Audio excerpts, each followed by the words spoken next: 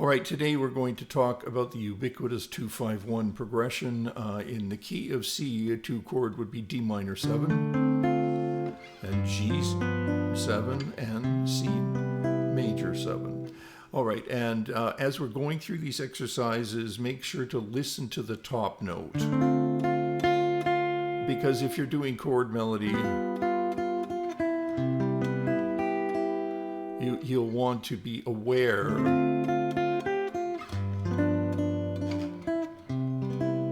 of where that top note is and what it's doing. Okay, now to add some elements that we're going to talk about here, I want to give you some other possibilities for the 1 chord, being C major 7. So let's start with C major 7 here. So C, E, G, and B, right? C, same thing, the same notes except in a different order, right? So this, connect this, then let's connect this 6-9 as well. And always, because what we're looking at in this session is diatonic progressions, that means be aware of your C major scale, right? So these are diatonic, and so they all are derived from the C major scale, all right? And then C major 7 and C major 9.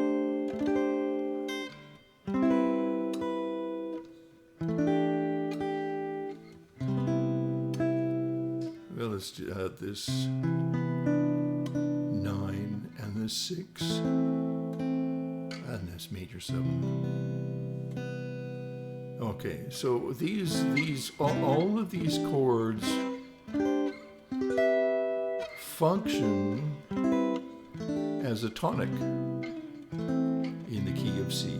They're a position of resolution.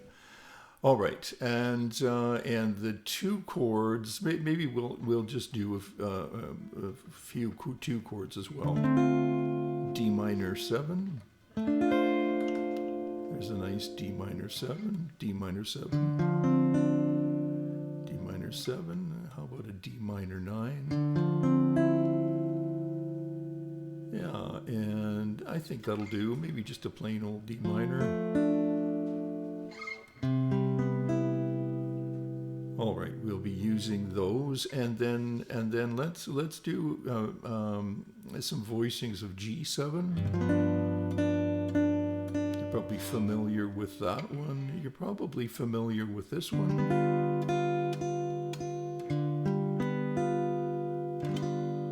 And then this 13, maybe.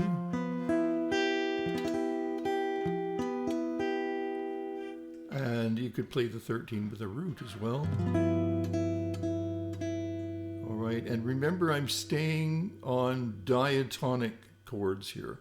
There's lots of variations that we can make on the G7, on the dominant chord, on the 5 chord, which wants to go to the 1, but that's not what this lesson is today. That's another one, like the next one.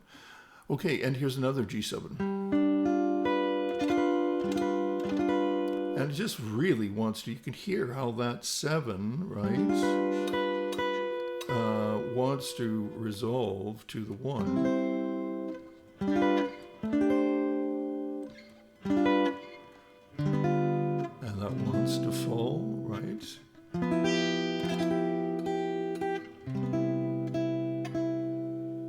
Okay, so let's do some 2-5s now. Here is sort of I've heard many people call them shell voicings. Here's a shell voicing of the 2, right? And then flip our fingers around to make that. You could add that root as well. And then nice 2-5, simple. All right, and let's do this too. G13. passive resolution on that top note. Okay, and let's do, how about this 2, 5, and that wants to again.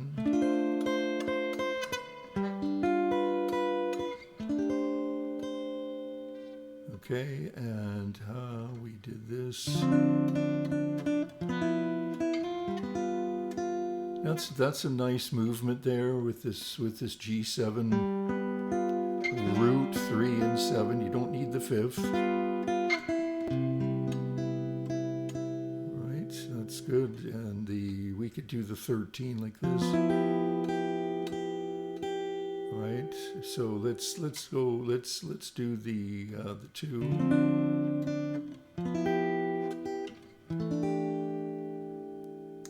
Again, that's quite a passive voicing. We could change it like this.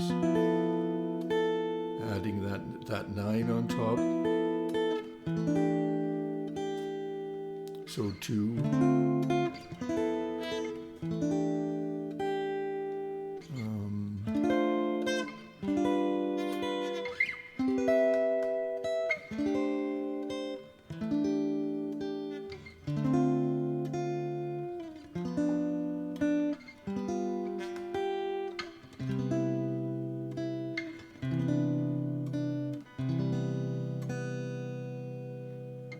Now, underneath all of these, we're going to have the same scale.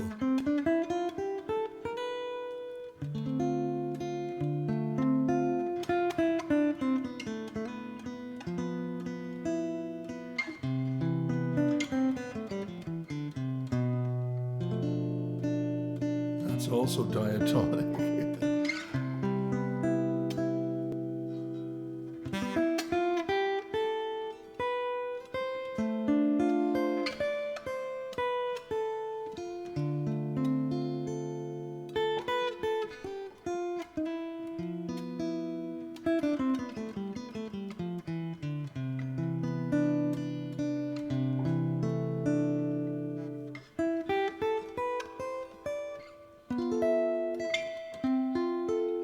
Two,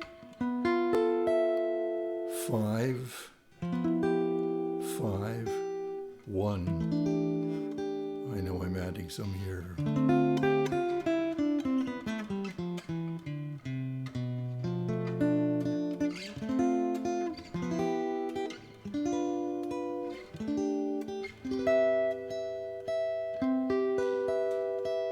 Two, 5, 5, 2, 1. And you can connect all of these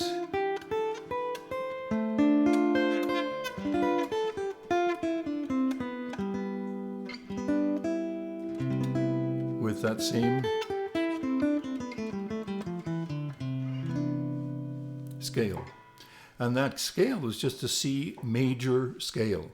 If you're starting the scale on a chord tone, it's even a better idea, right? I mean, if we're let's say we just start the scale on a D, because for the 2 chord.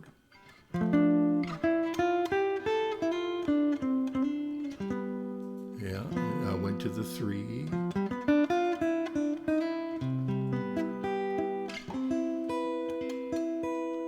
Right, and then maybe the.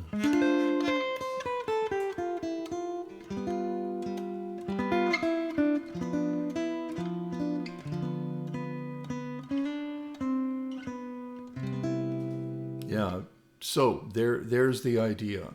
I threw in a couple of additional chords there. I like using this one with the 3 in the lower voice. And it's a 3 and a 6 and a 9 and a 5. This is a lovely voicing of a 13. And there are alterations that you can make on each one of these chords.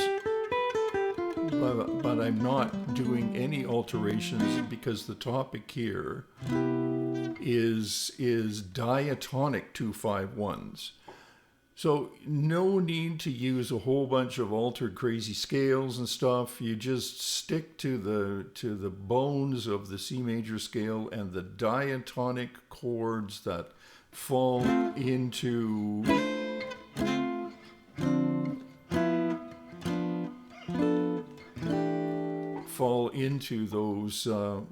those diatonic voicings, right?